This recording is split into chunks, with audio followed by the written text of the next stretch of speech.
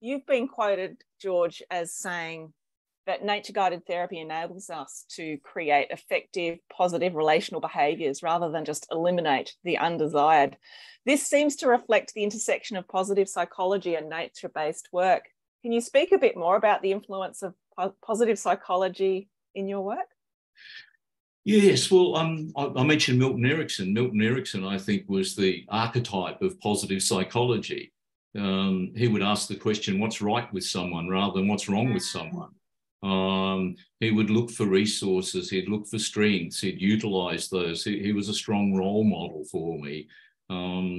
And before the word positive psychology ever came into being, but it arose out of that whole school there now arose out of when Martin Seligman was president of the American Psychological Association.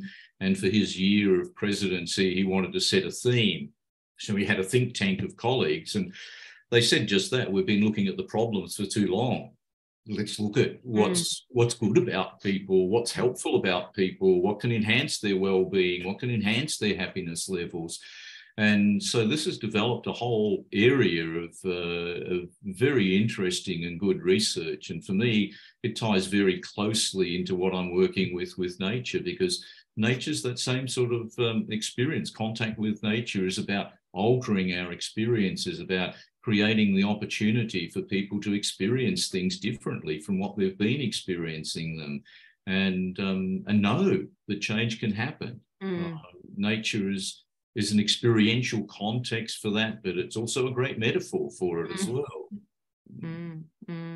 That's something else I love about your work too, is the use of metaphor. And so, you know, in nature, you can see something struggling, but you can also see hope. And I think that's sort of what you're paralleling here, is being able to work with nature in a way that shows strength. And we can see that in our environment too. We do. Yeah, indeed. Nature has that ability to overcome the biggest obstacles that, are thrown at it at times.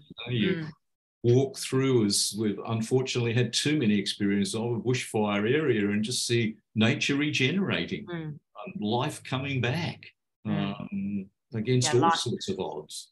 Life persisting. Yeah.